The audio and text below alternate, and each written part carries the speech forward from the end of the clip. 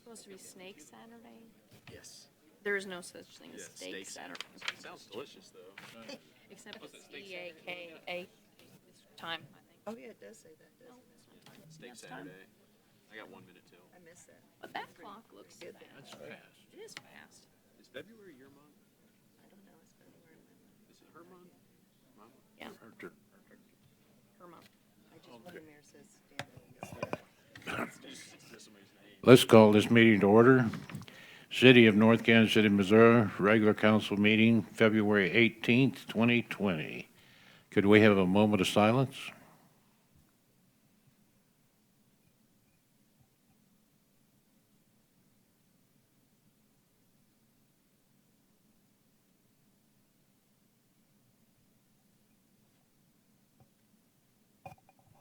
Rita? To the flag of the United States of America and to the republic for which it stands, one nation under God, indivisible, with liberty and justice for all.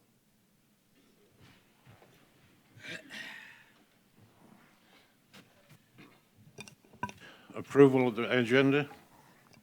So moved. Second. All in favor? Aye. Opposed? On number 5 here, the comments from the public. How many of you here are to speak on the item 14 on the ADU? Well, really what we'd like to do is hold off on that until we get to item 14, so we can get it all together. And so, anybody else that has anything they want to talk about other than the item 14? Mayor, respectfully, I have clients waiting for me at the studio, so I can't stay for the entire council meeting to get to item 14. Public comments are always at the beginning. Yeah, yeah. I arranged to be here for that part. Your prerogative, sir. Go ahead. Yeah. Yeah, go ahead, yeah. Mindy Hart Davis, resident of North Kansas City. I love Airbnbs.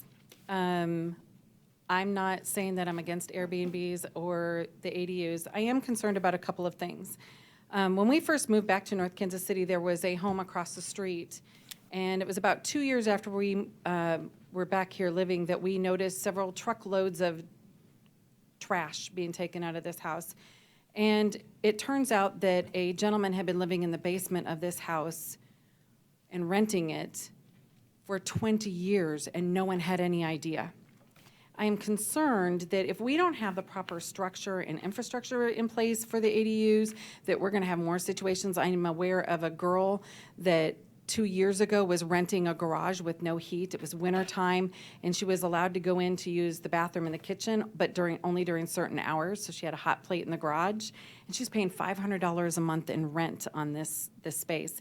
There's currently a garage that is being occupied by someone. I see the lights and people moving on there all hours of the day and night. And because I almost purchased that home, I know that it was not finished and isn't an apartment. So I'm concerned about that. I'm concerned about the zoning and what if these buildings are not zoned for multifamily dwellings. If it's an ADU, what stops that non-resident, non-occupied owner from making it into 2 rental properties on 1 property at some point?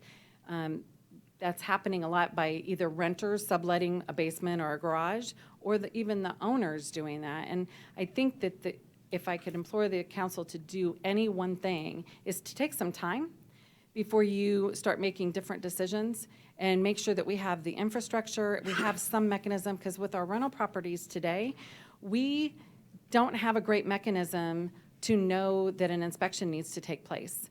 I would be curious to know, out of the rentals that we have, because we have a lot of them in North Kansas City, especially in the avenues, how many of those have been inspected in the last 5 or 10 years? My suspicion is a very, very small percentage. And so until we can get an infrastructure in place to make sure that we can help make sure that we have safe dwellings for the people that are already renting properties in North Kansas City. Adding in ADUs that we have to do the same thing with, I'm very, very concerned about. Because of my former life as a social worker and having people living in those deplorable conditions because that's all they could afford, I'm even more concerned. Some of these rental properties are going for between $900 and $1,400 a month for a 2-bedroom, and they're not in habitable conditions in a lot of cases, and then they're subletting parts of it out. And those are my concerns. So in summary, if I could ask you to do one thing, is to take a little time, look at the infrastructure, look at our city processes to make sure that we are helping those people that could get easily take advantage of this. And the last thing I'll say is when we bought our house, we rented our house with a 4-year lease. Who does that? We did, because our girls weren't going to graduate. The last one was going to graduate in 4 years. We rented from a real estate agent. The house has had some things that we've had to take care of on emergency situations, like we came home one day and the furnace, they had wired it with the wrong gauge of wiring. And so on a Friday night, we're having to fix it in the middle of winter because it was going to cause a fire. 8 weeks after we moved in, the house had gone into foreclosure. 3 months before he rented it to us, and we got served with papers after living there for 8 weeks. We bought the house, and we've been happily living there and making repairs to the house, and yet we know that house was not inspected before we moved into it.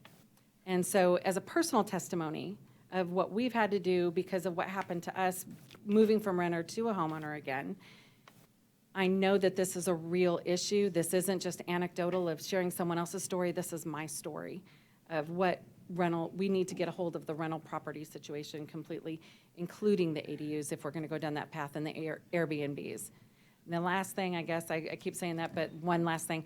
The Airbnbs technically could be, they fall under the hotel motel because we're collecting occupancy taxes either from Airbnb or from the owner. And so maybe we need to look at it from a business perspective, making sure that they have to follow some of those same hybrid guidelines, maybe that hotel motel might have to. So, thank you. Thank you. Thanks for being indulgent. Thank you. Mr. Mayor, Yes. I might say, since you're going to have to leave, that I don't know if you know, the zoning board agrees with you 100%. They voted 5-0 against this on 14. I just want to let you know before you have to leave. Okay, to be fair, I guess if anybody else wants to speak on it, or you can wait till later. Go ahead. My name's Wes Graves. I have a Cub Scout meeting going on right now from 7 to 8, so I appreciate you letting me squeeze in here. Got a Cub Scout meeting across the street. And just a little bit, I read about the DeLong Amendment, item 14, I believe you're referring to. So I read it and thought, what in the world, why would you do this? And so I went ahead and I emailed Bryant, and I just asked him, hey man, what's your reasoning behind this? Why do you think it's a good idea? So basically the first sentence he says, part of the idea, it would be to create more privately funded, quality, affordable housing choices. So basically, what they're trying to do is quality, affordable housing. To go back real quick on my history, I grew up in Briarcliff, went to Briarcliff Elementary School where my kids go to school. I've owned a house. I lived on 22nd Avenue for 12 years. I now live on Gentry. I know the area like the back of my hand. In the 80s, I used to play with my friends down here at the apartments, government apartments across from Mackin Park. And that was quality, affordable housing. I had friends that lived there. My girlfriend in high school lived there. That was all bulldozed. It's now Northgate Village. And now it's really ironic to be standing here in front of people that live in Northgate Village that are talking about making affordable quality housing in North Kansas City. We had it, and those apartments by Mackin Park were designed for multifamily. They were not single-family homes that were chopped up where you have a bungalow that's 900 square feet and you have one guy living on the main floor paying $700, a guy in the basement paying $500, and a guy in the garage paying $400. That's not good for our community. You guys need to really think about this. I have kids, 2 kids and a wife. I moved from 22nd Avenue over here to Gentry. One reason I did that, I'm also a real estate agent. I work at RE/MAX. I've sold houses for 15 years here in our community. So a lot of these properties, I've been inside. I may have honestly been in more of these properties than your inspector has been in, to be quite honest with you. And that's why I'm here today, and I'm upset about this. I left 22nd Avenue and moved to Gentry, along with, there's at least 4 other families that I know of that have kids that have left the 1200 block of East 22nd Avenue in the last 2 years. Why? There was somebody stabbed on the corner of Ozark and 22nd in broad daylight in front of a house that's a single-family home that's been split into 3 units. I would wake up in the middle of the night to people screaming, to women screaming. There was at least 2 drug houses on the street that every 6 months, they'd throw out all their mattresses and stuff, and then another druggie would come in. I would talk to the police, and they'd say, yeah, that's a drug house. We know it is, but we don't have any evidence, so there's really nothing we can do. My friend Marcy, who's also a RE/MAX agent, has been in here. We had to get her neighbor evicted and his house pretty much condemned because he had prostitutes and people living in his garage. We thought he was selling meth. It turned out to be Tide laundry crystals that he was selling to people. So I just want you to really think about this. When I hear quality, affordable housing, you cannot take single-family houses, those are designed for a family to live in, and chop them up and put a bunch of cheap renters in that house. We have plenty of cheap rental property in the area, okay? Cheap is not good. Cheap is bad. You guys should be focusing on improving our community and making a quality community, not cheap. We don't want to cheapify and chop up houses. Think of it this way, like the people that live in Northgate Village. By the way, there's an Airbnb right now in Northgate Village. I don't know if you're aware of that. I literally just pulled it up on my app on my phone. There's literally an Airbnb for rent, a townhouse in Northgate Village. There's at least 4 other Airbnbs in our neighborhood right now. If you're like me and you have a wife and kids, do you want to live next door to a family, or do you want to live next door to a guy paying $700, a guy in the basement, and a guy in the shed? That's why I'm here tonight. Also, your inspection process. I've had my own personal rental inspected, and yes, I own a single-family home. My first house on 22nd is zoned single-family. I have it rented to a single family. I didn't chop it into 2 or 3 units. Rhonda came and inspected it. I asked her, how do you find properties to inspect? She said, I drive around and look for rent signs. So, okay, genius, if you're a slumlord, you can just post your properties on Craigslist and not put a for rent sign, and you can just fly under the radar for eternity. Furthermore, there's been people in here floating the idea, I don't know if you guys are doing this, they're like, oh, we watch the water bill, so if the water bill changes name, we'll inspect it. Hey, if you're the landlord, you can just keep the water bill in your name, tell the renter, I'll pay the water bill, put it on Craigslist, you guys will never inspect these properties. Furthermore, there's properties that I've been told that should be condemned, really, and I'm told they're grandfathered in. Do me a favor, go for a walk down the alleyway behind 21st Avenue, behind Quick Trip. Go for a walk and think about how you feel while you're on that walk. And think about, would you want to walk down that alley with your wife and kids? Think about that for me. And then make the decision, because the inspections are not robust. I don't think a lot of these properties even have been inspected. And basically, the only people benefiting from this are these slumlords, because instead of renting a house for $1,000 a month to a family, they think I can make an extra $200 if I rent the top floor for $7, the bottom for $5. When I had my house on 22nd for rent, one of the first things when people would call me to ask me, about the house, how much does it cost, is the whole house for rent? It's like a 900 square foot bungalow, and that's with the tenants. And they would be surprised. They'd say, yeah, it's the whole house. Really? It's not just the basement? I mean, this is out of control. If your goal is to chop up houses, and you think that's a good idea, that is a horrifying idea. People living in sheds and garages is not good for our community. It's not, and like Mindy said, it's not good for the people that are living in these garages and sheds. Last point, I work for people currently that are renting from a guy 2 blocks from here. There's a house that looks like a multifamily house. It's zoned single family.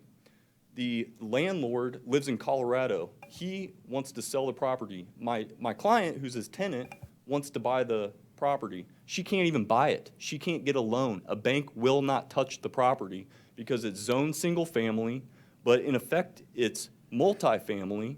It's got 1 electric meter. It's all set up for single family. So the bank's like, you can't get a loan on this. The only way that guy can sell the property is to find a cash buyer. So we got a huge problem here. This is a horrible idea. And I came here not to attack anybody. I'm giving you the benefit of the doubt that maybe you just haven't thought this through or you don't have enough information. So I just want to come share that with you guys and make the right decision. Thank you. Appreciate it. Anybody else? Yes, sir. Oh, good.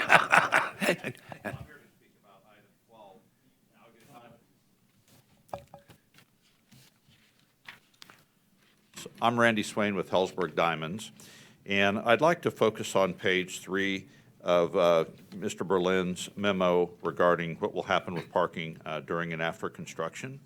And there's 4 key points that I'd like to talk about. As you know, we have about 270 employees that work in our corporate headquarters here in North Kansas City. It's grown quite a bit in the last several years.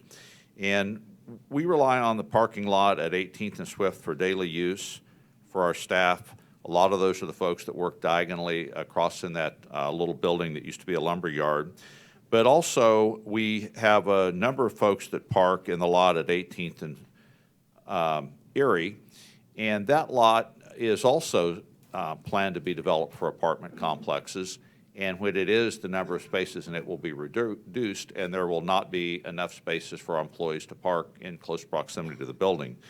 So we're concerned about the overall impact on parking. I'll start with the during construction period. On the attachment in yellow, it refers to 23 spaces. And I didn't know if those would be open to the public or if the construction crews would probably fill those up or what the intent was on those. And so that's one thing I'd like to understand better. But the bigger picture is the after construction, because we're going to be reduced from 126 to 87 public spaces. And one of the paragraphs mentions that there's a concern that the tenants in the new building will use the public spaces rather than the private spaces. My concern is they would use the public spaces in addition to the private spaces. I heard last time that developers admit that they don't have enough parking spaces for all their folks, so naturally that's got to flow somewhere, and that's where we think it'll go. And then finally, if one of the solutions was to install a gate and limit the parking in there to a couple of hours, and while that would help the surrounding businesses to provide them parking, it wouldn't really accommodate our employees. So those are my concerns, and I'll listen as those items are addressed. Thank you. Thank you. Yes, sir. Yes, my name is Kent Mayfield. I'm like the previous speaker, I was up here to talk about item number 12. We own the property at 200 through 210 East 18th Avenue, directly across from the public parking. I'm here concerned not only for our building, but our tenants and their patrons. Parking is a huge issue, and the number of lots that are going to be, or spots that are going to be left over after a new building is built like this, I don't think is going to provide sufficient parking for our tenants or their patrons. I mean, I would urge that the city give every consideration in these plans to how it affects the parking and how people are going to do business without available parking for their property. Thank you. Thank you. Yes, sir. My name is Tiger Pennington. I'm representing NKC Nutrition, one of those tenants in Mr. Mayfield's building, NKC Nutrition, and really resonate with the comments that have been made by both of the previous speakers during construction, after construction, and I was at the Planning and Zoning Committee Commission meeting last week and wanted to just follow up what I wish I could have said then.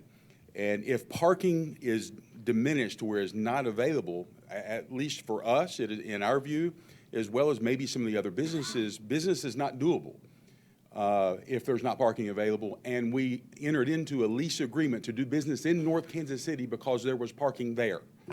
And that is the sole reason, and I know that there are other tenants in that building. They leased from Mr. Mayfield in that particular place because there was parking.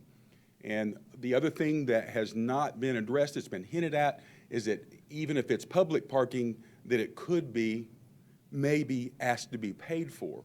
well, we've got stop and go customers, other businesses have stop and go people. People don't want to, our businesses, were planted because of the parking and are dependent upon the parking, and would appreciate consideration as such.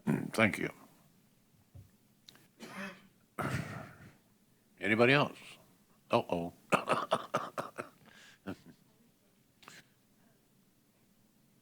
My name's Natalie George, and I'm one of the tenants in his building as well. I own a hair salon, so, and I have people there for several hours, so 2 hours, and raising people's prices to get their hair done on top of already, prices that, I just came from the River Market, and parking is a huge problem down there. So imagine how amazing it was to see this huge parking lot in front of my salon now, and being able to see people walk to their car and my stylist come and go. But what I don't understand is why you guys would approve this building that is bigger than they can accommodate the parking for. Clearly, like, you're telling them to keep 80 public parking spots, but they're saying we're 60 short with our parking garage. Why can't their structure be smaller? Do we need more residential space right there? I feel like a grocery store or something. Like, we're a business park right there. Why are we putting condos in a parking lot? And I think, that, do you watch that parking lot? It gets really full. Where is everybody gonna go? They're gonna not come there because there's nowhere to park. Like, those are just my thoughts. And I think it would be devastating to all the businesses. And I think North Kansas City is on the rise, and I don't know, it'd just be devastating. So that's my thought. Thank you. Anybody else? Okay, moving on. Consent agenda. I move the consent agenda be accepted as presented. Any discussion? In favor? Aye. Opposed?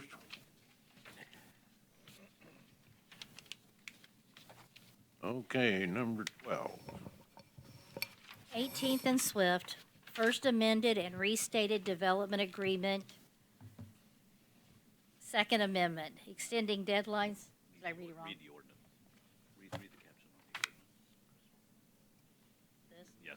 Okay. An ordinance approving first amended and restated development agreement by and between the City of North Kansas City, Missouri and 18th and Swift LLC, and authorizing the execution thereof. Eric? Thank you, sir. So on January 15th, 2019, the city entered into a development agreement with 18th and Swift LLC, which is a part of Sunflower Development, for development of the site at 18th and Swift as a mixed-use development, including mainly apartments, retail, and structured parking. So now before the City Council for consideration is an amended and restated development agreement. And to summarize the essence of the changes that are before the council, first, the developer is asking for an extension of the time that was in the original agreement. They do indicate that various factors have caused them to fall behind the development schedule that was anticipated in the original agreement. Mark Moberly of Sunflower is here if you wanted to ask him further about that. So they are asking for some extensions, and in particular, an extension of the deadline to close on the purchase of the property from the last deadline, which was February 17th, yesterday, to July 31st, 2020. This would move the start of construction from the last anticipated date in this month to August 1st, 2020.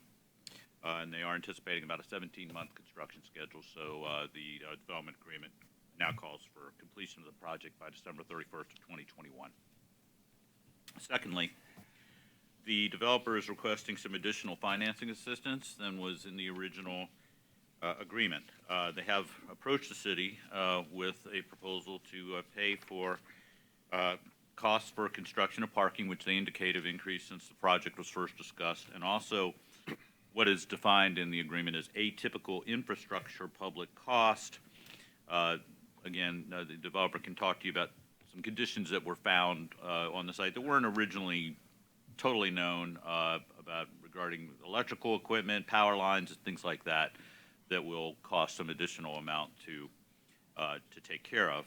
So they are requesting an additional $750,000 in city assistance. Essentially, this would be in the form of a loan, with the amount being paid back to the city with interest over a period of 25 years. And to accomplish this, the city and the developer would agree to form a community improvement district, CID, which the purpose of that would be to facilitate those payments according to a schedule that's in the amended and restated agreement. If approved by the council, then you're not approving the CID tonight. A petition would be submitted, and you would go through that formal CID approval process. But the form of the petition is also shown as an exhibit to the ordinance, just mainly for informational purposes. Lastly, to the issue of parking. So at the next item on your agenda is a master plan development application, and that was what was the subject of the public hearing before the Planning Commission. But a number of people did speak and spoke in particular about the issue of parking. So as indicated in the memo in your packet, during construction, the period during construction, we have negotiated a draft agreement with StoreSafe for use of adjacent property during construction, and we do show that on the map. That would be for the public. It would not be for construction vehicles. The developer is committed to finding somewhere else for construction workers to park. And again, Mr. Moberly could speak to that. It's really essentially agreed to. It seemed to us at the time to bring this forward was not until we wanted to begin paying rent on it, and it was necessary, so we hadn't brought it forward yet. But we do have agreement with StoreSafe for 23 spaces that would be available during the daytime and at nighttime and on weekends. And then the area in blue that's on the map in your packet, which is roughly 100 spaces, would be available at night and on weekends throughout the period of construction. We are aware that everybody would like to see more spaces than that be made temporarily available. We are reaching out to other property owners in the area to see if we might be able to make any similar type arrangements for space. Might not be adjacent, though, but there might conceivably be spaces in the area that might be available on a temporary basis. Are these just during construction, or are these also after construction as well? We haven't determined that, but we are hoping that we might be able to, depending, negotiate something going forward after construction. But the intention was just during construction. So, as some speakers have noted, when the project is complete, according to the development agreement, it will contain 87 public spaces. And we do recognize the concern that we don't want tenants parking in those public spaces. We want the public to park in those public spaces. Tenant parking, and again, Mr. Moberly can speak to off-site parking that they are working on acquiring to serve the apartments, acquiring rights to. But there were those concerns expressed, and we do understand that. So we do believe, and we haven't come up with a final idea, but the general idea would be, we think, as a solution to that, to install a gate at the entrance egress point to and from the public spaces. We could establish a time limit, undetermined at this point, could be 2 hours, 4 hours, could be 8 hours. I mean, but some kind of time limit that would discourage tenants from parking in those public spaces, and which, if you overstayed that point, then you would have to pay. And we don't necessarily, the council has not determined that these public spaces would be paid. It just hasn't been decided one way or another. So it doesn't even necessarily have to be something we charge for, unless you overstay whatever the determined period is determined to be. And I would think, make it long enough to serve customers of businesses in the area, but short enough that a tenant would not park there for a long period or overnight. So we would still need to work that out, and we do have time to do that, but we would imagine that it would be some kind of mechanism like that, which we think would have the desired effect. So that is the restated and amended agreement before you. Staff would be happy to try to answer any questions. If you have more specific questions about the financial arrangement, our financial advisor, Matt Webster of Stiefel, is here. And as I say, if you would like to ask any questions of Sunflower, Mark Moberly of Sunflower is here. Has the city found out how many cars on average are parked there in the daytime? Well, we did some informal, and it's not scientific, but, so honestly, we hadn't attempted to do that until these concerns were brought. Over the last few days, we've gone by any number of times at different times of the day, and I'm just going to tell you what we've seen in those times. I'm not going to say that it's a definitive study at all, but we've seen between 30 and 60 cars parked in the parking lot during the daytime. There are certainly, I'm sure, there are times when there would be more, but that's what we've seen when we've observed about half a dozen times over the last several days, on weekdays. You know, that's about what I see on normal days. I don't know about the evening when people are going to all the places to eat and everything around there. That's where the 100 spaces. And then I was under the assumption that this is going to be, the public part is going to be paid. That has not been determined by the council. And we're going to have to hire an enforcement person on that time limit? I think we could largely do this in a mechanized way. But again, we'd need to work through that. But we think that would be the kind of solution that we would look towards in order to make sure that tenants aren't parking in the public spots. Well, I just don't know how you would know the time's up unless you have somebody enforcing it. When you go in, you could get a ticket. Yeah. When you try to leave, you could have to put a ticket in, and the mechanism could read it. That's largely how. So if you don't pay then, you can't get out? That would sort of be the idea. Kind of like And that again, guy on the subway back in that song, you know? Okay. Jesse? So the couple questions. The lease with StoreSafe, I like that we're finding alternatives. That's very helpful. Who's on the hook for paying that lease? the city. City would That would pay be, it. that would, subject to council approval, but that would be the idea, yes. Has there been discussion about a shared responsibility with the developer, seeing as they're building on the spots that are going to be not usable? No, sir, we've assumed that your intention would be to replace public spaces with temporary spaces at public cost. So we haven't had that discussion with them about that. It's important to do one way or another. So I'm glad that we've got that out there. The second question is something that I just heard brought up, is that is the development going to have sufficient on-site spaces for their residents? Or you said there was kind of this idea that they're working to acquire rights to other parking. Without that fully fleshed out, we could run into a really big pinch point. I'd like to ask Mr. Moberly to speak to that.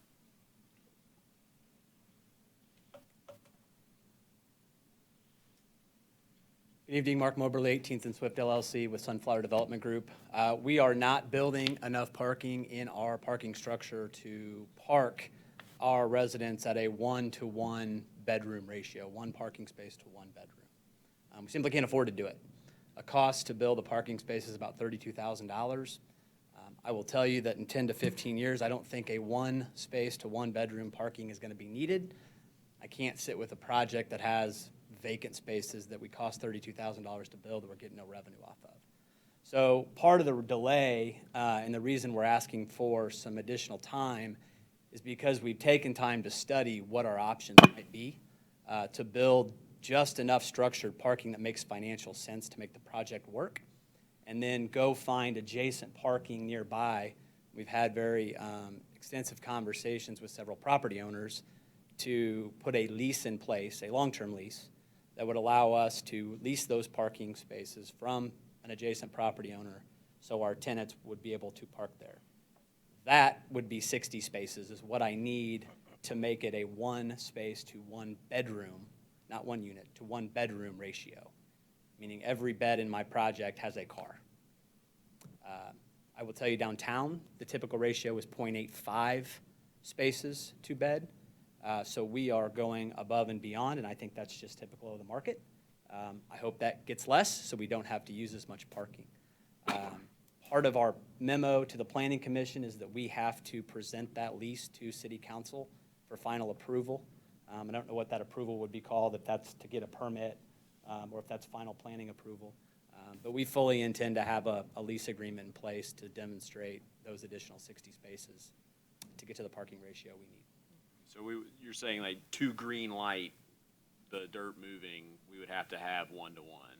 Is that what we're? That's what I've proposed, yes. Okay.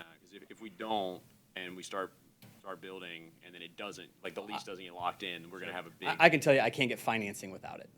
No bank's going to loan us $28 million if we don't have enough parking to lease it up. Okay, and then I had one more question. My screen timed out.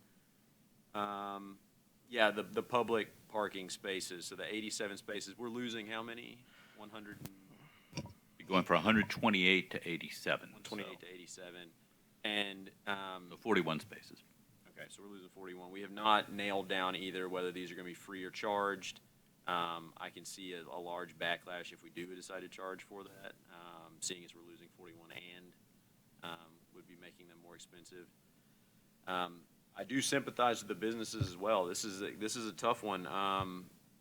However, we're potentially building in customers in the residences there, which could be that's part of the reason we add retail or we add residences to the city is to support the retail.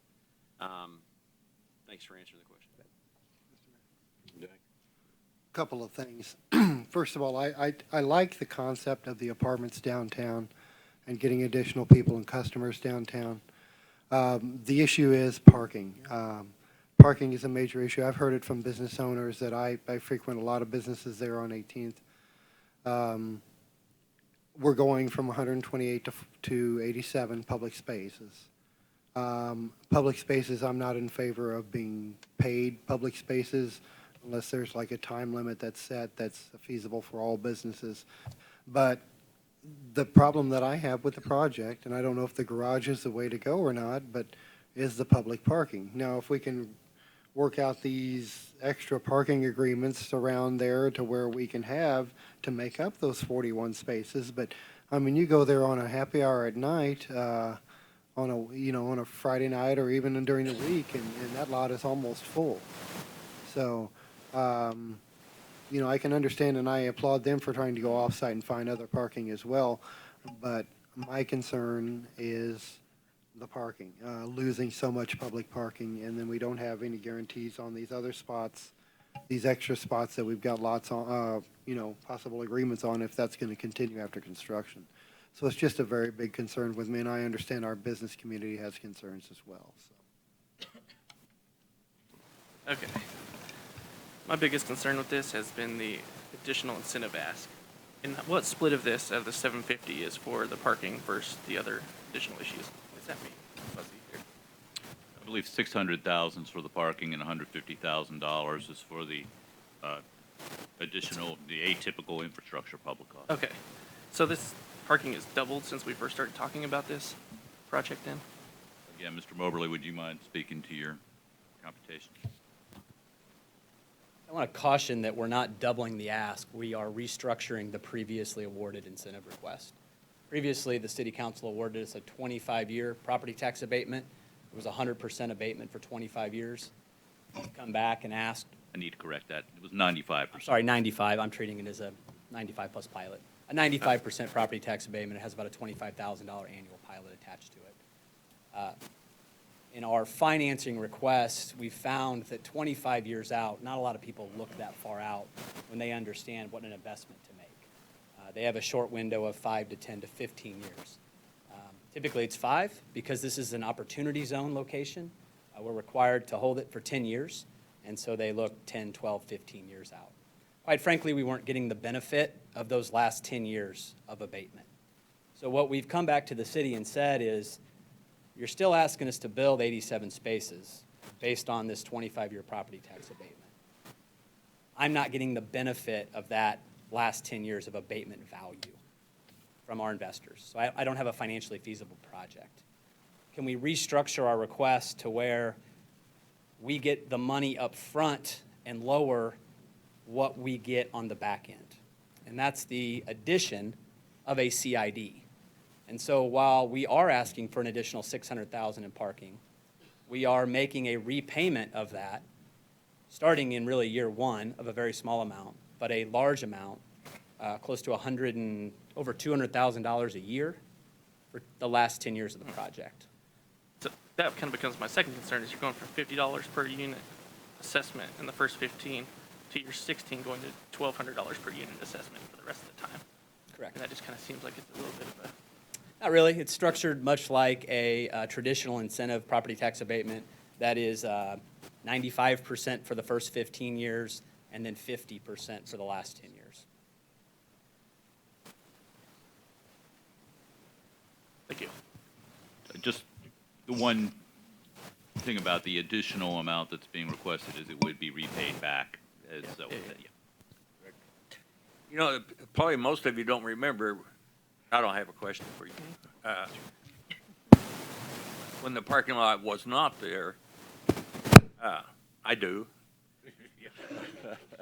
And the fire station was right across from Hellsburg, 1828 Swift, and the police, and City Hall, everything, City Hall.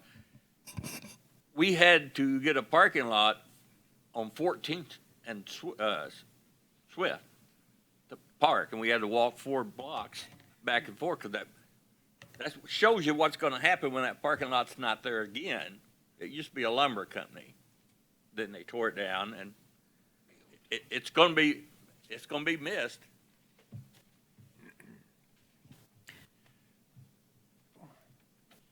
You know, something that we haven't approached is that we have a brand-new, real pretty parking lot down there. I've granted it's a pay parking lot, but, you know, when the Chicken and Pickle and Cinder Block and everything else fills up, that's what fills that parking lot up down there. You know, so maybe they need to work with the people that own that parking lot. That's all I got. Well, yeah, okay, go ahead. Just a point of clarification. So tonight, the amendment that's for us is related specifically to 2 items. One is the extension of time, and the second is the formation of a CID. Well, yeah, the CID itself isn't, you wouldn't be approving the CID, but you would be approving it in principle by agreeing to the additional $750,000 in financing.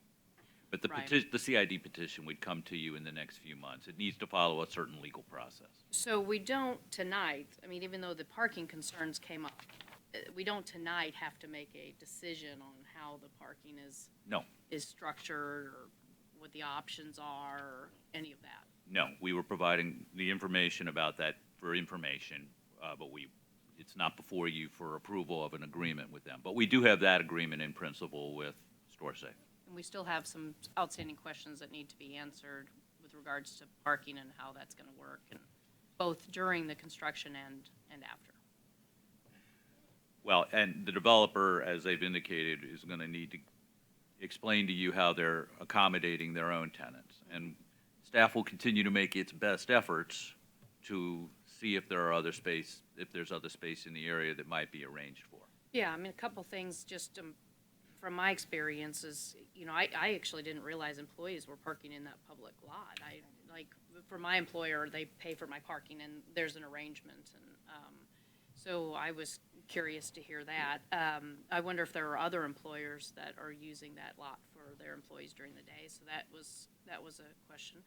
And then the other is that for that building across the street, I have parked like in the back. There's a open relationship there where we're able to park in the back, and so whenever I have access to that building, I've parked in the back, and that's been really easy. So I don't know if that has been discussed or an option, but it sounds like we still have some questions relating to how the parking's going to work, both from the developer's side and frankly from the city's side.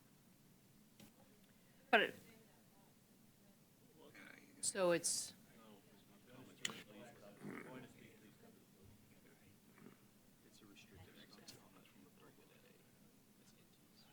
The lot behind our building is fenced on both sides, so you'd have to walk clear down to the pool company and come all the way around in front of Paul's and Jack's to access the businesses in Yeah, our. I think that's what I did, actually. That's what I do.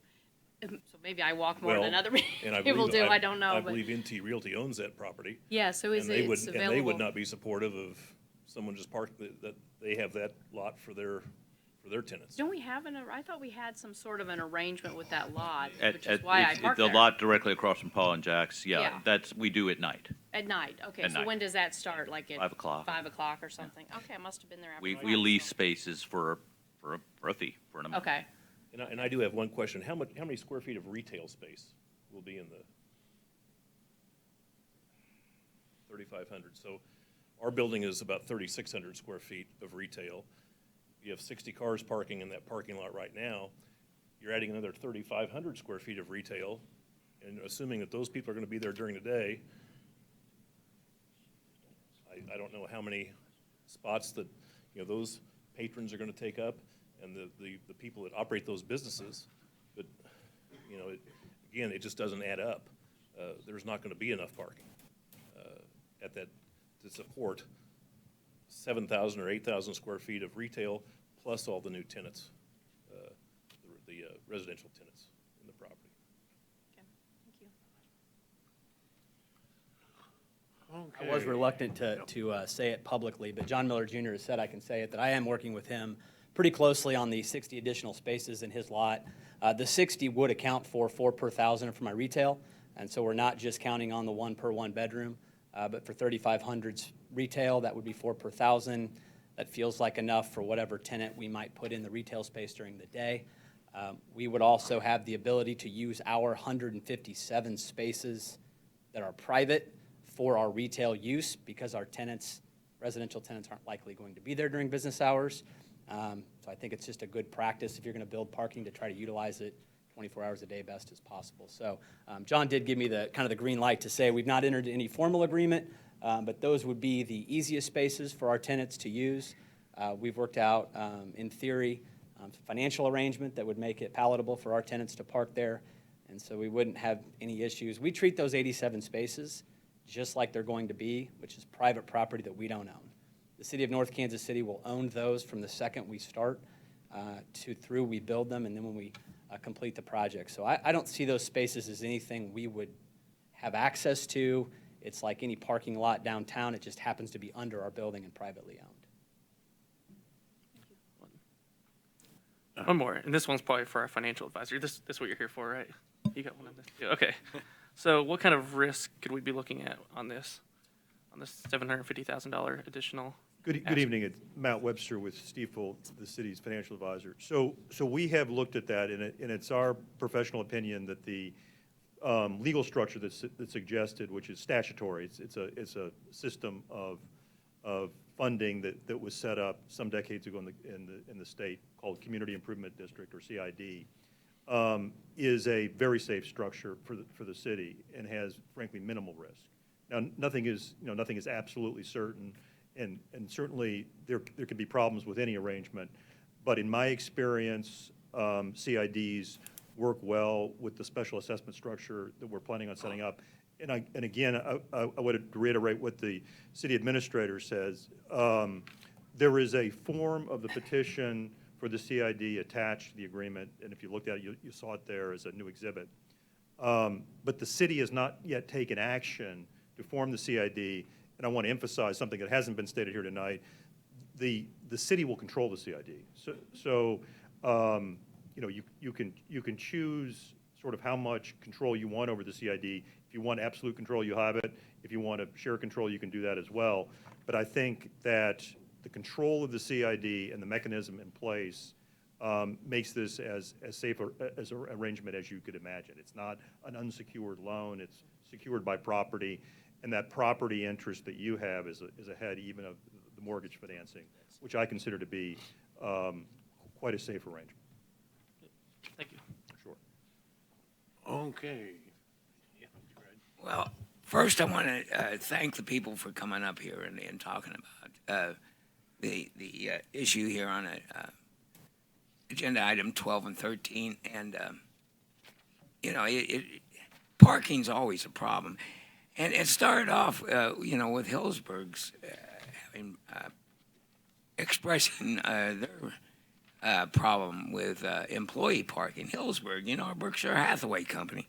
Good Lord. So I'm kind of not really favoring going forward on this.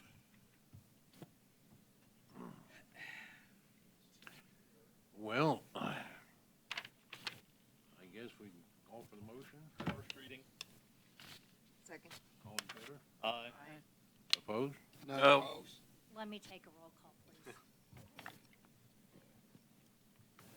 Councilmember Pierce. Yes. Councilmember Smith. Yes. Councilmember Pearman. Are we just approving the reading at this point? The first. Oh, okay, yes. Councilmember Clevenger. No. Councilmember Stewart. No. Councilmember Stefan. No. Councilmember Farr. Yes. Councilmember DeLong. Yes. 5-2 for the first reading. I'm sorry, 5-3. I can't add. An ordinance approving first amended and restated development agreement by and between the City of North Kansas City, Missouri and 18th and Swift LLC and authorizing the execution thereof on behalf of the city by the mayor. I move the bill number 7492 be placed on second and final reading and pass as ordinance number 9289. Second. Call roll. Councilmember Pierce. Yes. Councilmember Smith. Yes. Councilmember Pearman. Yes. Councilmember Clevenger. No, ma'am. Councilmember Stewart. No. Councilmember Stefan. No. Councilmember Farr. Yes, ma'am. Councilmember DeLong. Yes. 5-3. An ordinance approving first amended and restated development agreement by and between the City of North Kansas City, Missouri and 18th and Swift LLC and authorizing the execution thereof on behalf of the city by the mayor. D. Master Plan Development, 18th and Swift, Bill number 7490, ordinance number 9287. Thank you, sir. I'll call on the Community Development Director, Sarah Copeland. Good evening, Mayor and Council. I'd like to start with a little bit of background on our process.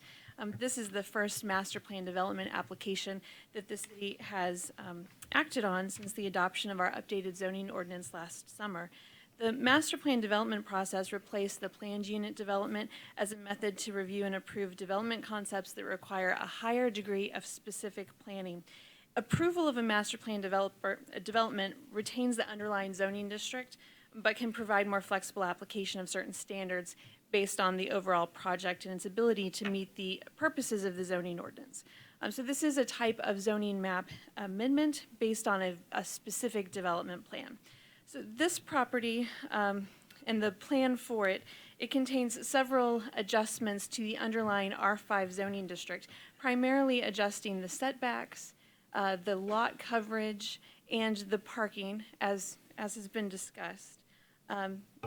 Staff finds in general this plan proposes these modifications in order to maintain the building location adjacent to the right-of-way, provide for a larger building footprint that accommodates the structured parking. And these changes are generally in conformance with our adopted master plan. This site is located in our downtown character area, which does call for limited setbacks and for structured parking to be provided for development. So the Planning Commission did hold the required public hearing for this item at its February 6th meeting. 4 people spoke. The concerns expressed were related to parking in the area. The Planning Commission voted unanimously to recommend approval of the master plan development to the City Council with 7 conditions that are contained in the ordinance. I would like to review those with you. One is that the development shall be the subject of a future condominium plat, providing for ownership of the public parking spaces by the City of North Kansas City. 2 is a written parking agreement providing for the off-site parking because the developer is providing parking for residents both on-site in the structured parking garage and off-site.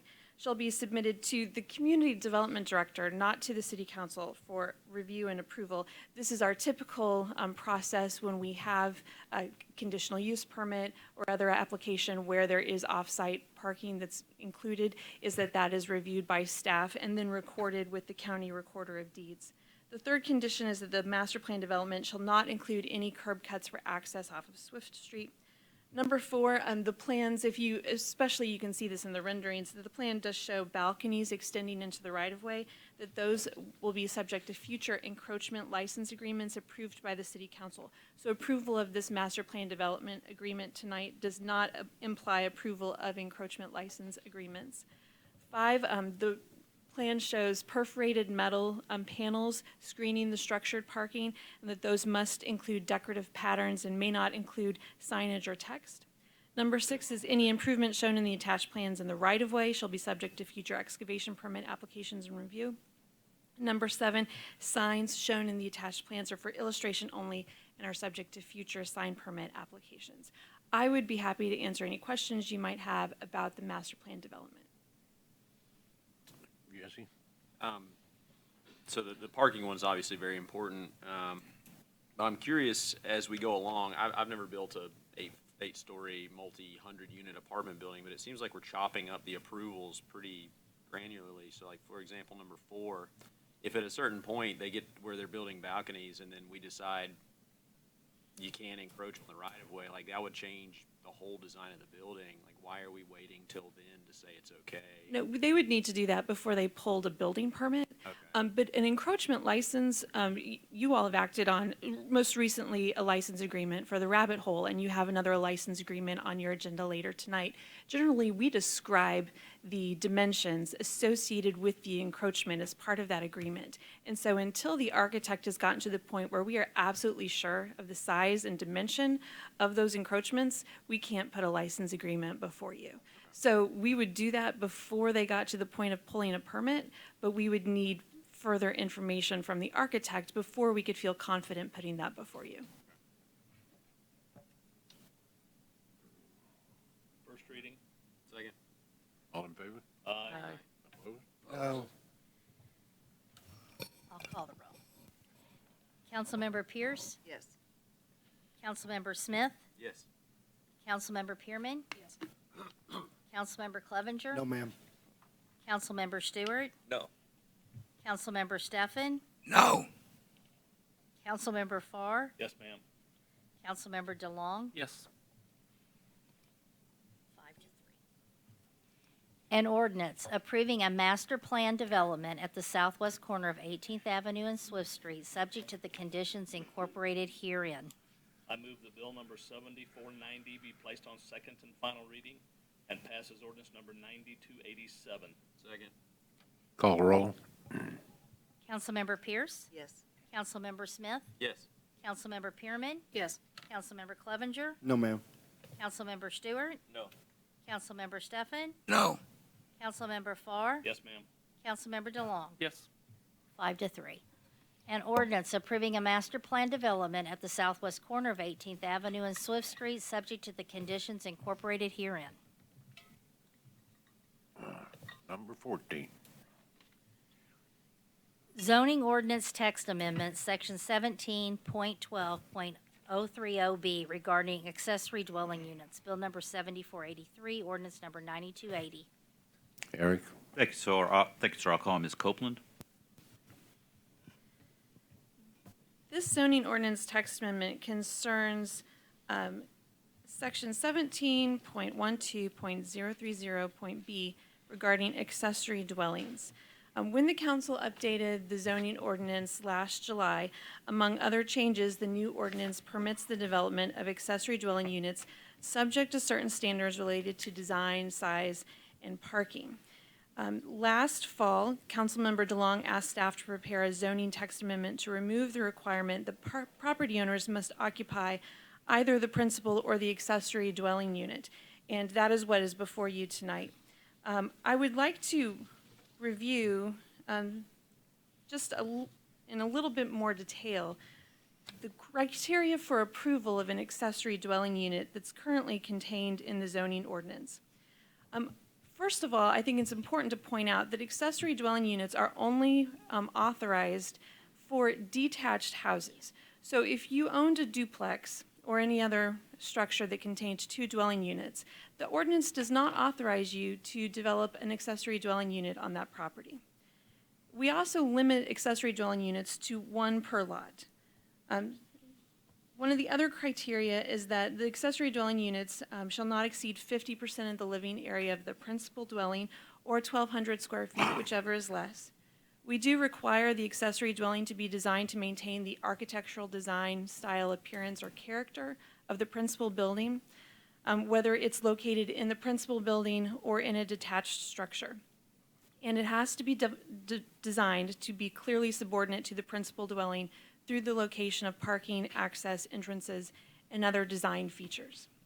I would also note that we also require one additional parking space to be provided on site when a property owner is developing an accessory dwelling unit. Although we do provide that provision may be waived if the context and circumstances of each dwelling unit prove the space unnecessary. I have a hard time imagining why we would do that, but the ordinance we did try in putting together the new ordinance to provide flexibility for circumstances that we couldn't foresee as the ordinance was being written. I would also note that the 7th criteria here is that a certificate of occupancy shall be issued by the city prior to use as a dwelling unit. So we would do, our standard inspections as part of the development process and issue a certificate of occupancy when we've determined that the accessory dwelling unit is safe to be occupied. The amendment before you would just remove subsection number 5, the property owner shall occupy either their principal or accessory dwelling as their permanent residence, and would retain the other criteria required for development of an accessory dwelling unit. The Planning Commission held the required public hearing for this amendment at its November 7th, 2019 meeting. Councilmember DeLong was the only person who spoke. The hearing was continued to January 9th, 2020. No one appeared to speak at the continued hearing. The Planning Commission did vote unanimously to recommend denial of the proposed amendment to the City Council. The Planning Commission takes action to make a recommendation to the City Council, so the Council can choose to approve or deny the amendment. I would be happy to answer any questions you might have. Rick. As anybody's memory, have we ever overridden the zoning board? This is the first time that I've worked here that the zoning or the Planning Commission has recommended denial. So beyond that, I couldn't say. Well, I've been around about 40 years here, not on the council. But I don't even know why it's coming before us. When they voted 5-0, no one has ever brought it to us to vote to override them. And this normally comes with a staff recommendation. We don't have it on this one, and I don't blame you. And not only am I against this, and everybody that's called me and emailed me saying, what are we thinking of? I said, well, it's not a kind of a we thing. It's certainly not unanimous on the approval of this. And I have talked to Eric once about going before the zoning board and rescind the approval we have now that you can do it if you live there, the owners. It's just not right to turn these garages into homes for people. We have plenty of them. Ask the firemen have been here a number of years. A lot of them garages back behind the alleyway are occupied not legally. There's basements. People are allowed to rent basements with one way out. And the bedrooms are usually in between the door and what would probably cause a fire. This number 14 is ridiculous. It lays the groundwork for slumlords, absentee, and we have some good landlords in this town, and we got some bad ones. And this just lays the groundwork for more bad ones.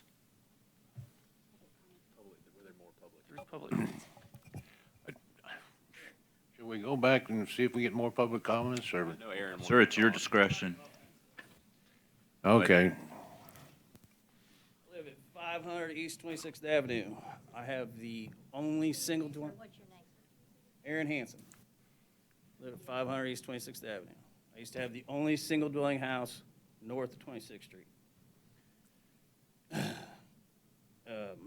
One of my neighbors, Miss Carney, when she lived there next door to me, she went and ran out one side because she didn't want to deal with the people. If she died, I can't remember the people's name. They bought it. I had a crackhead move in. Crackhead beat on my window, my son's window, to want to get a hold of me. I don't want that anymore. I don't want to see any more of these places. Pop in, another garage, was there a party the other night that the cops went to at a Airbnb on 26th Street? Oh, I heard them showed up there at 4 a.m. I don't want this. I think it's a bunch of dookie, sorry. I've seen people fist fight in our street over a parking spot. We don't have any parking over there now because of that school. I don't want to see this anymore. And I just think to have people, I agree with the other guy, people living in Northgate Village shouldn't be doing this, voting on this. They can't have it there, but I can. It's not fair. A couple years ago, when I met Mr. Smith, asked me to help him unload his garage door. I don't think you're in city council yet. No. But we talked about that day. There's no value in them because nobody really wants to park the cars in it, I guess. I do. I run out of garage space. But it's not fair. I got another neighbor. He wants to add another garage and add a driveway through our house, between our houses. I don't want that either, because they can make another buck.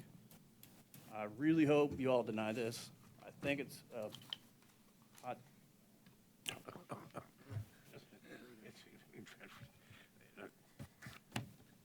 You. Me, you will talk.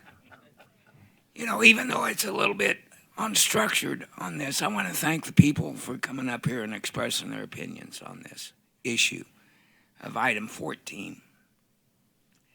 And like my colleague to the left, Mr. Stewart, I've been with the city for over 40 years. I have over 42 years. Now, really, the first 32 years was not really involved in the city council, but the last almost 10 years has been. And I'm going to tell you what, I've never seen, the Planning Commission has a public hearing and votes 5-0 to deny this, and yet it's on the agenda.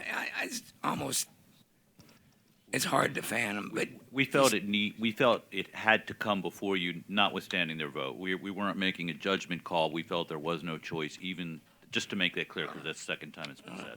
we appreciate it. Well, why don't we go ahead? I haven't finished. Thank you for I'm interrupting sorry. me and for getting my name and not having structure to your meeting. But I just think this was a bad item on the agenda. Okay. Can we just make Rita? sure we have public? That was what I was going to ask. Yeah. Can we ask if there? Because can we said in the finish public beginning that people could come up comments, and talk. and then we can comment. Yeah. I think that would make. it easier. Okay. We can't keep these people listening to us bicker back and forth. We need- Okay, let's open this back up to public comments. I'll be really quick. My name's Denise Lambert. I live at 2003 East 28th Avenue, and I couldn't agree more with the gentleman who is the Cub Scout leader.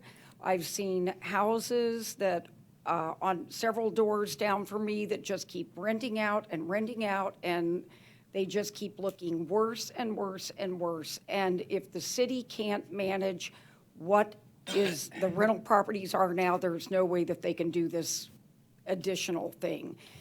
I agree that it's slumlord, that I cannot see any benefit to the city. I can't see any benefit to neighborhoods, to the children who live here, who we need to be concerned about. And the only person that it would benefit is whoever the slumlord is.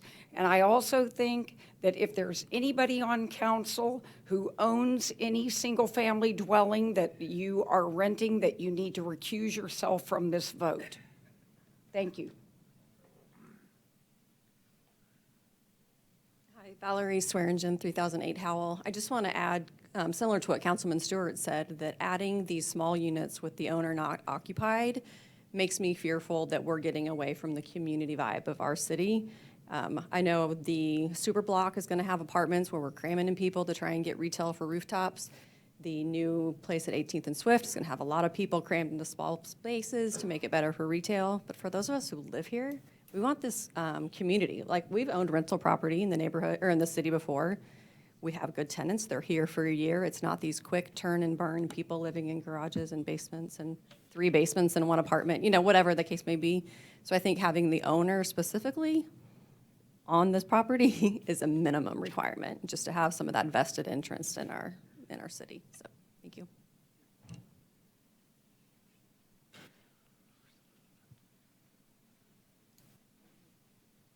My name is Elaine Robertson. I live at 2425 Fayette. And the parking issue in North Kansas City has just ballooned.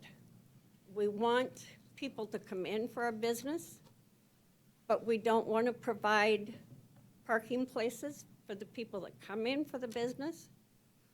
I was told that there would be ample parking for the school. I'd like to see it. I'd like to see where the ample parking for the school is and for the projects that take place. Because 90% of the time, I park in my yard because there is nowhere to park. The gentleman said 1 car per household. Who's got a child? Who's got a grandchild? It's not 1 car.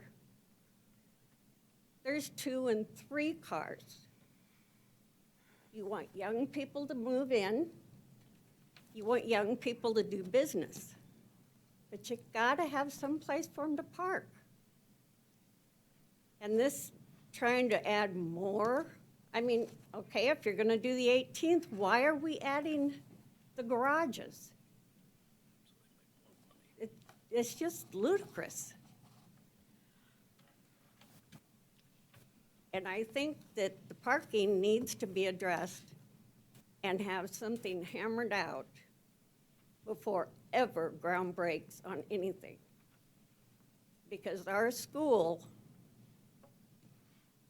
they didn't do anything that they said they were gonna do to provide us parking. The construction workers had no parking. The residents had no parking. Thank you. Thank you.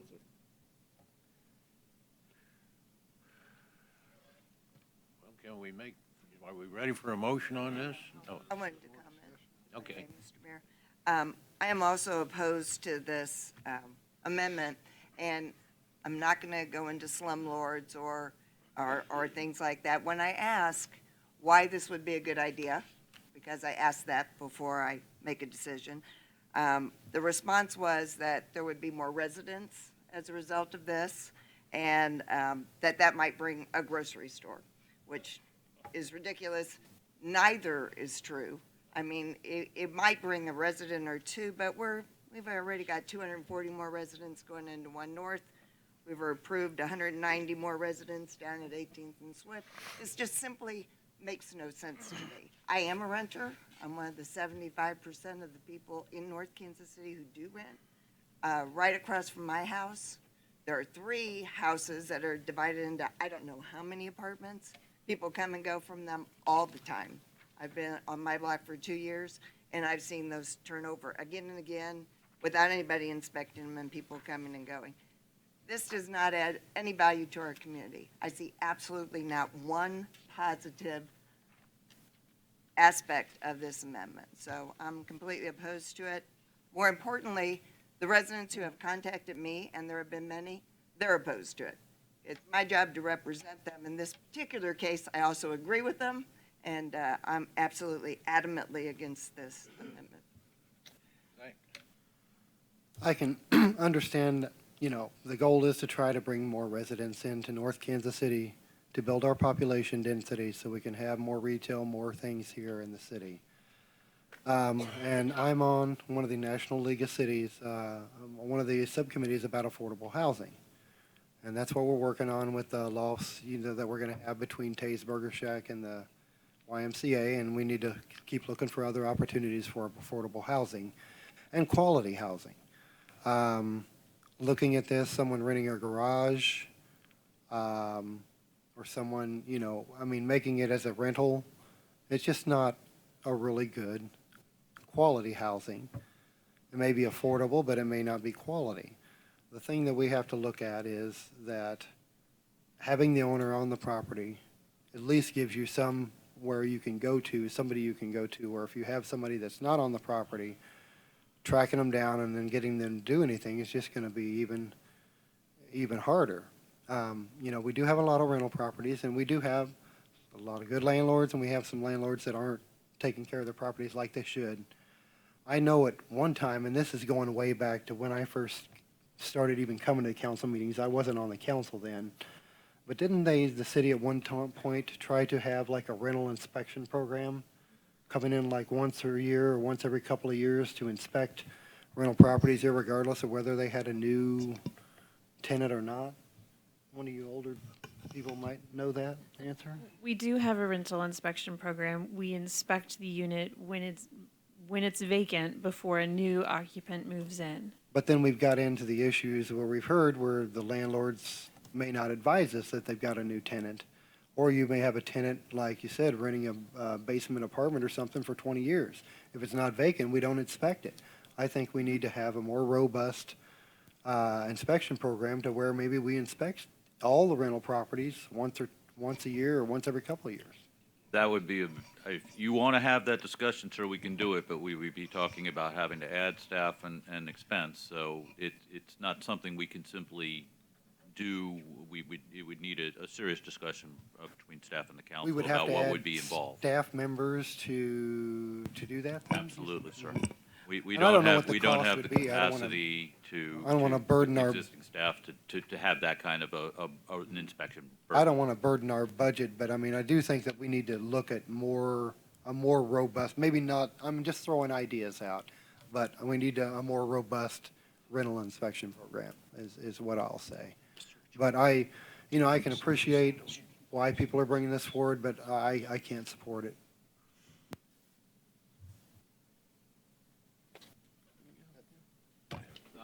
I'll go ahead and talk here. I was going to ask for a couple things first. A lot of conversation came up around Airbnb specifically. At some point, I want to have a conversation in the near future on Airbnb regulation and how we handle that. All right, sir. Because that was definitely something that came up a lot, and we're starting to see them pop up a lot more. Certainly, the intent of this was not to create more of that. So we could discuss that in the future. My other one for future discussion was also, like Councilmember Clevenger already mentioned, was looking at the rental inspection program. So definitely a couple things I think we could have conversations on in the future and see if we feel like we're in the right place there or not, or how to go forward from there. There we go. It's already shortening up my thing here. Thanks, Zach. So I initially asked for this restriction after attending the First Tier Suburbs Workforce Housing Summit in Gladstone. Looking at, I believe the owner occupancy requirement was an unnecessary barrier to entry for ADUs. We had approved them, but this limited it because of the high number of rental properties we have here in town. I saw several benefits to it. One, affordability. We continue to see home prices and rents go up. ADUs can provide the only affordable rental choices in single-family neighborhoods. So, as you age in place, or you're coming out of college looking for first-time housing, you could find something smaller and still be in that fabric of the community, being in the single-family neighborhood. Instead of just saying everyone that can't afford to stay in the neighborhood needs to go somewhere else. You don't belong in our neighborhood. So this is keeping people in the neighborhood. Financially, as Wes had mentioned, privately funded versus other projects we do where there's tax abatements. We write other checks for those. These would be privately funded development. Several things that got brought up earlier were the illegal units. Again, maybe not the right word. The units that don't fall within the rules. I think this brings some of those into compliance. I think it brings them. Why would you reach out to the city now if you're putting someone where they shouldn't be? So if you allow an avenue for that to happen legally, maybe we get rid of some of those. Sorry, skipping over stuff. We've already talked about a lot of these here. Basically, saw it as just adding another tool to our toolbox look at affordable housing to add some population. Also bring some of the illegal units into the light. Again, the only, doesn't sound like it's going well for me tonight, so I will say the only other amendment I would have asked for would be that ADUs, and I wrote it 3 times for some reason, that an ADU couldn't be used for short-term rentals, meaning less than 30 days, the primary unit is, unless the primary unit is owner-occupied.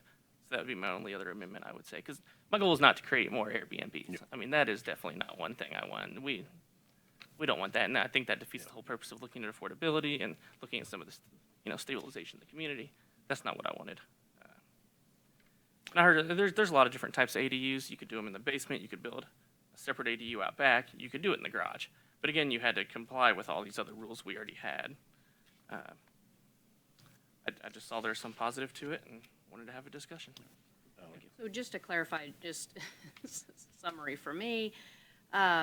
So this amendment really is just to remove the requirement that an owner be present. So all the other stuff we heard about Airbnbs and dividing up your house and all that is not really what's on the table. That's And- correct. Okay, thank you. And then when I read your, the staff information, so I see that Gladstone, Lee Summit, and Overland Park do allow ADUs that, and do not require owner occupancy. So this is, though I won't be voting in favor of your amendment, Councilmember DeLong, I appreciate your effort because it is not without precedent, correct? So we are not the only city who is discussing this. May or may not be a fit for us, but it is not, we're not groundbreaking here. These aren't new concepts that other cities haven't addressed. So Gladstone, Lee Summit, and Overland Park obviously do not require owner occupancy in their ADU amendment, correct? Yes. Or ordinance. Thank you.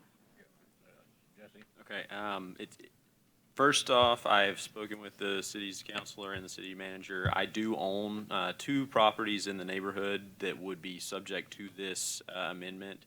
I am a non-owner occupant of those properties, and I could stand to benefit economically from this. That notwithstanding, it seems the noes have it, so if you'll indulge me for my reasoning. The North Kansas City Master Plan, as part of their Vision 2 theme, lays out how we should guide the city, and the theme in no uncertain terms says we should implement multiple strategies aimed at doubling daytime and nighttime population. It also says we should encourage a full spectrum of housing options for more people as they age in place, and we should expand housing to support retail businesses. I see those 3 guiding ideas as a huge factor in why I support this. I'll start with economic opportunities. Adding more rooftops, adding more population density could support retail, restaurants that are moving in. We don't have a large nighttime population. I campaigned, I said I would do everything in my power to try to bring a grocery store here. One of the big barriers we hear is we don't have enough rooftops. We're a landlocked city, so adding more spaces in privately owned land is just, it's not an option at this point. So we're continuing those discussions, but this is a way to, as it's been mentioned, privately fund additional density. Affordability, so as I have a unique perspective, I am a landlord, I'm also a realtor, so anytime a house lists in North Kansas City, it's like a feeding frenzy. You ever seen piranhas in the water? You get 12 offers and they usually go above ask. Same with rentals, they don't stay out listed for any length of time, and the market is just going up. So if we were able to increase supply, demand stays the same or increases, we're going to see those prices go down. These are also smaller units. Neighborhood character, anytime somebody in any city talks about changing single-family zoning in any capacity, it's met with a very similar response that we felt tonight. Don't change the character of our neighborhood. Don't allow more rental units. We want to keep things the way they are. The city of Minneapolis recently approved completely abolishing single-family zoning, and they have not seen this massive outpouring of chaos that is being discussed. As Councilmember Pearson mentioned, Gladstone, Lee Summit, and Overland Park all allow this, and they have not also devolved into chaos. It's being managed because in the zoning code, we have a lot of requirements that are still need to be met. So when I listen to the planning commission meeting talking about, can anybody just slap a structure up in their backyard? Well, no, they can't. It comes with substantial planning, a lot of cost, and it has to meet all code requirements, parking requirements, and get a certificate of occupancy. So this isn't just something somebody can just do if they feel like it's something they can make another dollar off of. They would have to go through a huge process. So at this point, when we added the owner occupancy requirement in the new code, 80% of North Kansas City, at the best numbers we have, is rental, so non-owner occupied. We have had 0 applications in 7 or 8 months since we changed the code. So it's just not happening, right? We may as well say you can't do it if we're going to require owner occupancy. So with the guiding principles from the master plan, I don't see why this wouldn't be entertained and why it's being met with such opposition. I understand and respect the planning commission and their recommendation, but I respectfully disagree. That's my piece. Well, okay. We ready to go ahead and do this? First reading? First reading. Second. All in favor? Aye. Aye. Opposed? No. Councilmember Pierce. No. Councilmember Smith. Yes. Councilmember Pearman. Yeah. Councilmember Clevenger. No, ma'am. Councilmember Stewart. No. Councilmember Stefan. Absolutely no. Councilmember Farr. No, ma'am. Councilmember DeLong. Yes. 3 to 5.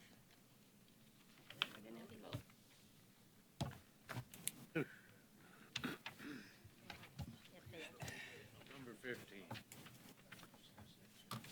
Award of contract, Armor Road redevelopment area Phase 2B improvements. Resolution number 20-008. Eric? Thanks, sir. I'll call Ms. Copeland. This item concerns improvements that are finishing out our improvements to the Armor Road redevelopment area. This work is primarily located around the former Burger King site, and so it could not be completed until that business had relocated.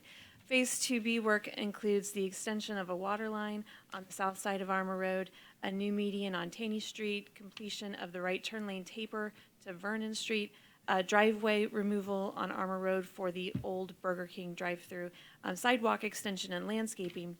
We opened 3 written bids for this project on February 6th. The lowest bid was submitted by Mega Industries for $210,851.79. The city has previously contracted with Mega Industries. They constructed the archway that we have across Armor Road. Olson, our engineer for the redevelopment area project, has reviewed the bids and does recommend Mega Industries, so the resolution before you would approve that contract. I'd be happy to answer any questions you might have. Got a lot of questions? No. Move to approve. Second. All in favor? Aye. Opposed? I know. Number 16. Award of contract, on-call concrete projects and repairs. Resolution number 20-007. Eric? Thanks, sir. I'll call on the Public Works Director, Pat Hauber. Thank you. North Kansas City has approximately 120 miles of curbs, 92 miles of sidewalks, 450 catch basins that all require ongoing repairs and replacements. For decades, the city has contracted with concrete companies to do this work. After a 3-year contract with Musselman Hall Contractors expired, requests for proposals were published on January 10th. On February 6th, 3 bids for on-call concrete repairs were received and opened publicly. The bids were based on unit costs, hourly rates, and material pricing. Following the bid openings, one of the bidders realized he made a mistake and asked and requested the city to withdraw his bid, and we did.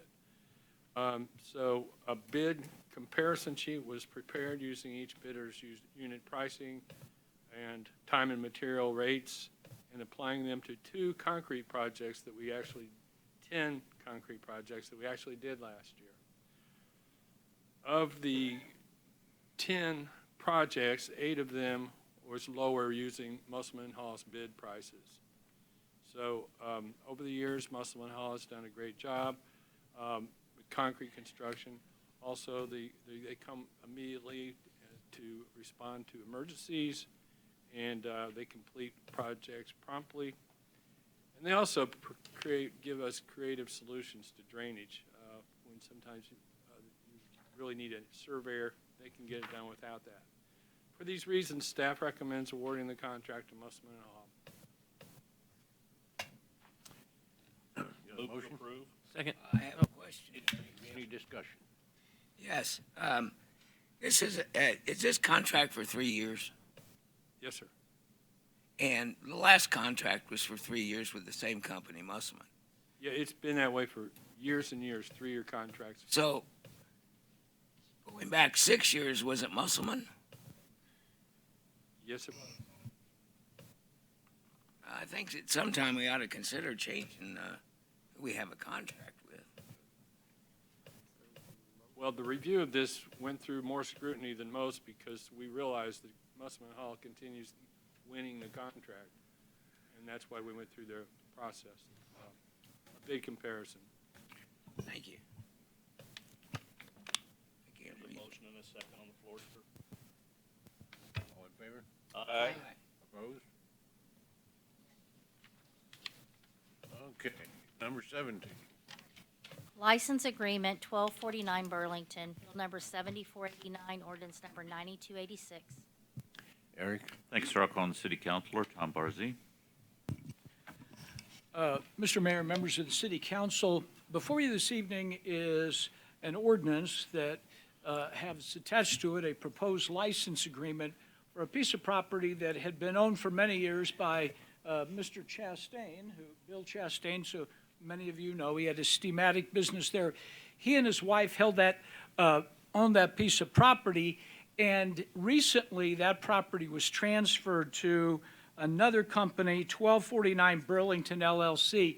As part of that, they wanted to have legal authority of some way, and the only way we can give it is through a license agreement, because on 13th there, this is the corner of 13th and Burlington, on the southeast corner there, all along 13th Avenue, the building is built pretty much on the property line, which is very common, and between the curb and the building is right-of-way for the city. It's been used this way for years. Mr. Chastain had maintained the westernmost part of this strip as green space, if you will.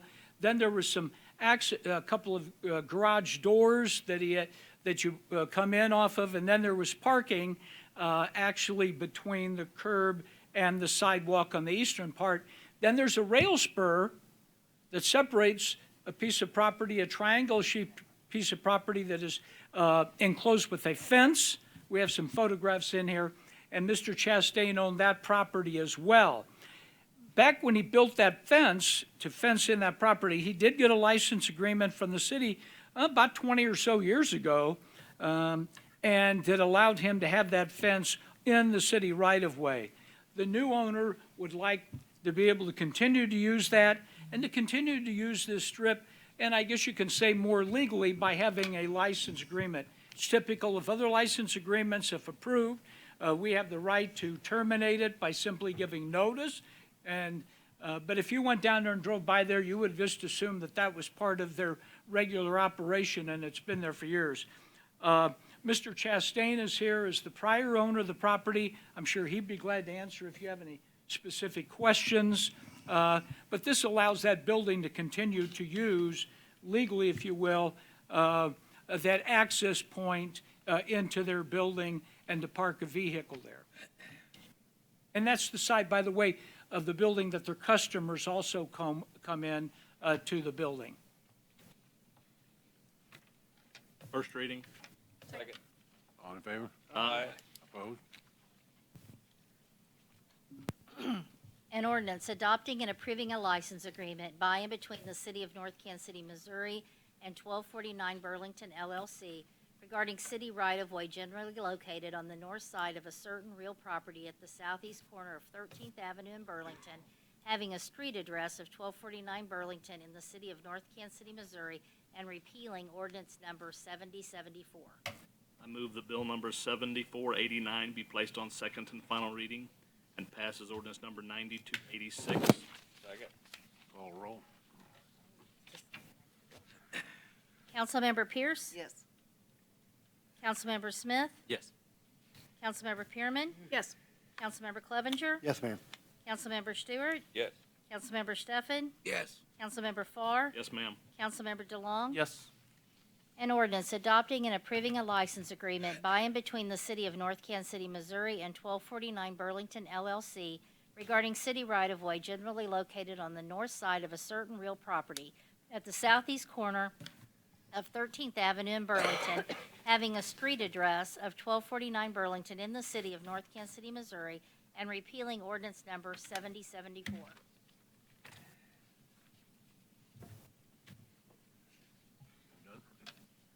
Okay. 18? Friday in the Park Agreement, Resolution Number 20-006. Eric? Thank you, sir.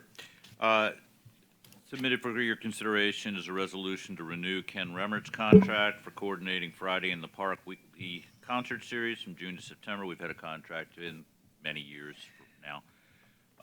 The Parks and Recreation Director does have a memo in your packet indicating that the agreement is essentially the same as it is every year, except that Mr. Remmert did request and is being recommended for an increase in his fee from $3,600 to $4,100. So staff does recommend approval of the agreement. Motion? Move to approve. No. Oh, go ahead. You got it. Second. Okay. Now we'll go discussion. All in favor? Aye. Oh, quick discuss. I just want to thank Zach. I know Zach kind of helped push on this a little bit more, make sure we have the Friday in the Parks. So I think it's an important program. Or is this the daytime? This is the daytime daytime Friday. Oh, then never mind. I take I back was everything pushing good thing I Friday said night. about you. We're gonna have those too. But Ken does a great job, I think. Yeah, this is also a good program, though. Did we get this passed, or Aye. You need to do There. all in favor. all in favor? Aye. Opposed?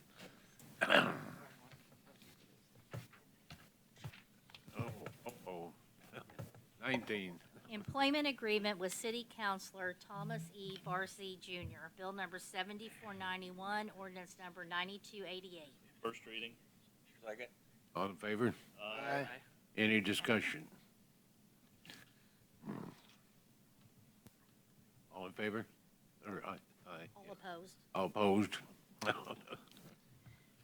An ordinance approving and adopting Seventh Amendment Addenda to Employment Agreement by and between the City of North Kansas City, Missouri and Thomas E. Barzee Jr., City Councilor. I move that bill number 7491 be placed on second and final reading and passes ordinance number 9288. Second. Call roll. Councilmember Pierce? Yes. Councilmember Smith? Yes. Councilmember Pearman? Yes. Councilmember Clevenger? Yes. Councilmember Stewart? Yes. Councilmember Stefan? Yes. Councilmember Farr? Yes, ma'am. Councilmember DeLong? Yes.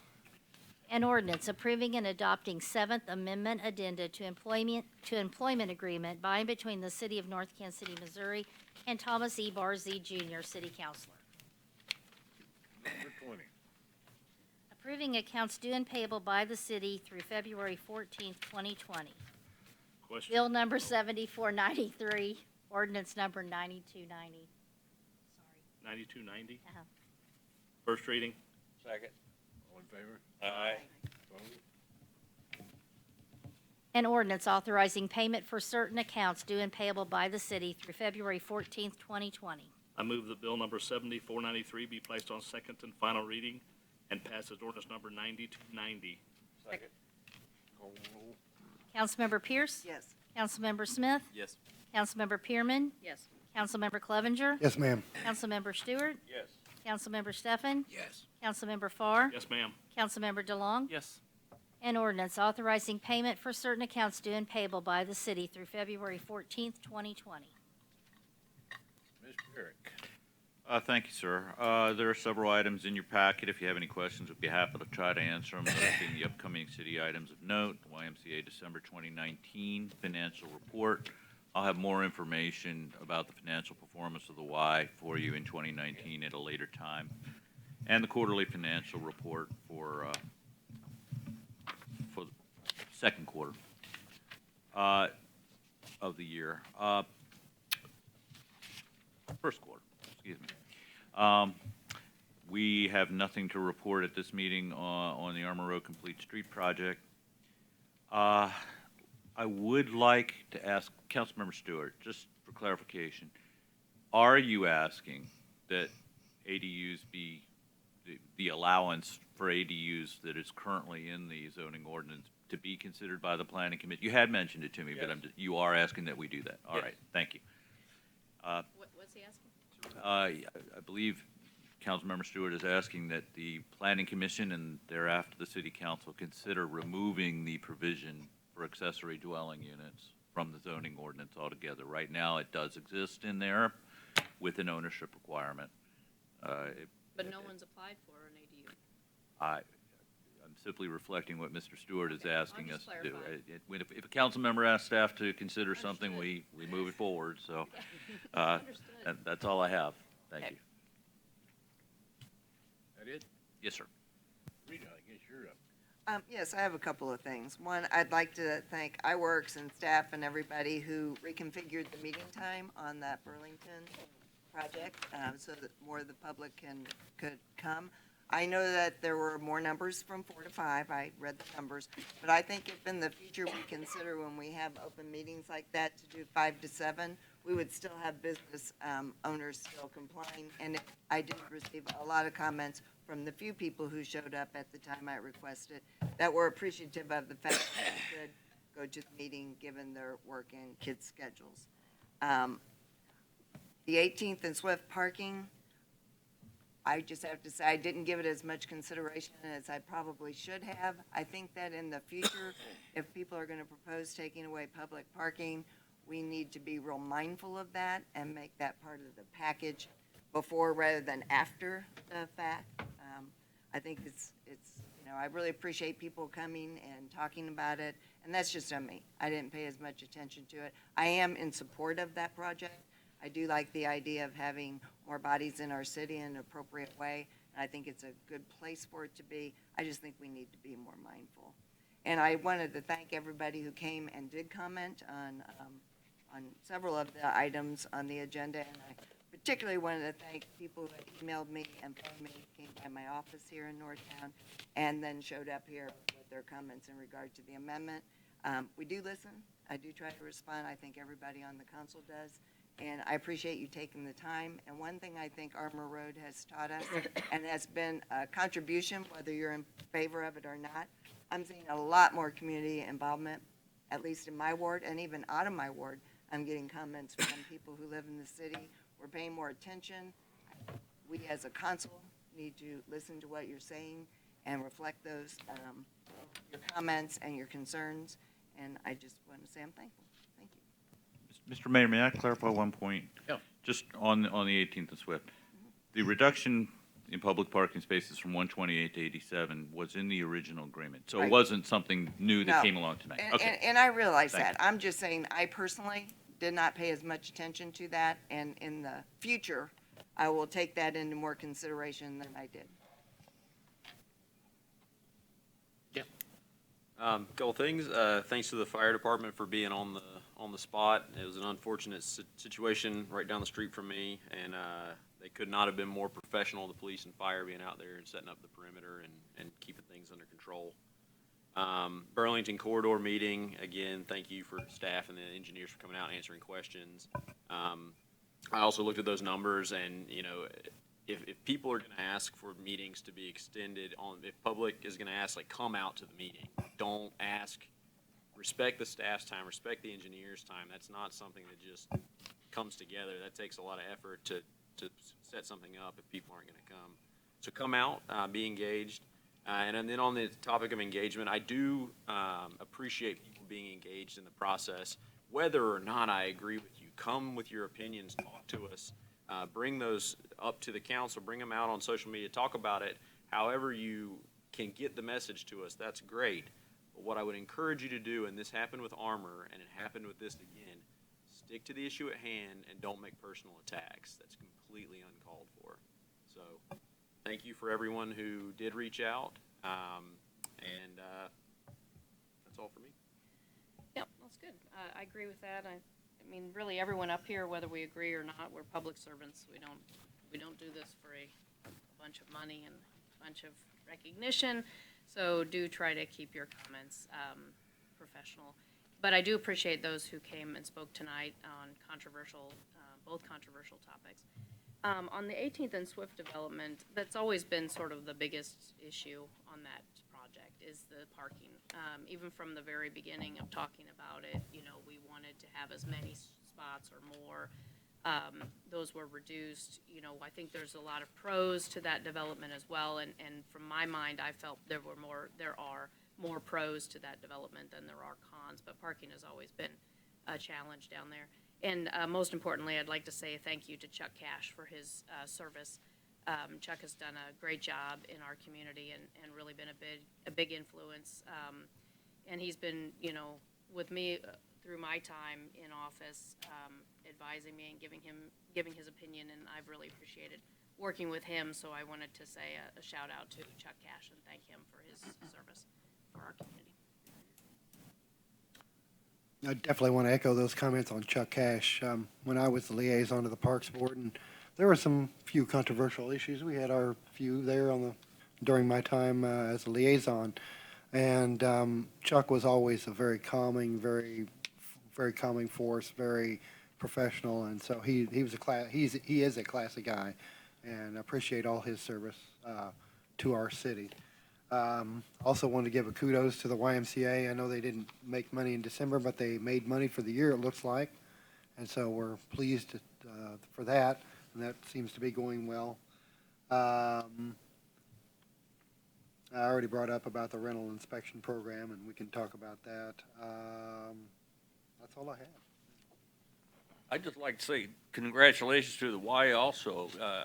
You know, before they took over, and it was still the community center, they had like a $10 or $12 million annuity they went through. And the next year, we was gonna have to start hitting the deficit they was guessing at the time to be over $1 million a year.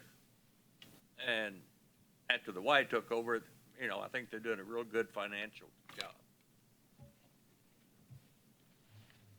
I'd just like to also express appreciation to Charles Cash for the service he's done to the community, and my appreciation to the fire department for putting out the recent fire down there.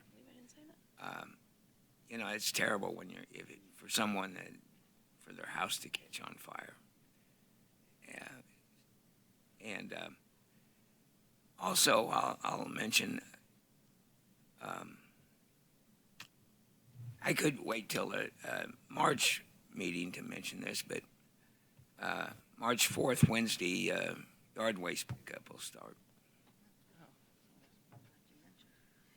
You took away my thunder, Brett. I was going to ask about that. The yard pickup. So we might put something on the website or something saying that, you know, bags are available, blah, blah, blah, blah. You know what I'm saying? Sure, we can do that. That's all I have. I want to thank Councilmember Stefan for that, because someone just asked me about that yesterday as we're raking up all those gumballs and remaining leaves from. Yeah, so got about 14 bags, we're ready to go. So I want to thank Mr. Cash for his service to the Parks Board. He's definitely been a valued member of the Parks Board, and I always appreciated hearing what he had to say. And that's all I got. I think it's all been said. Move to adjourn. Second. Move to adjourn. All in favor? Aye. Opposed?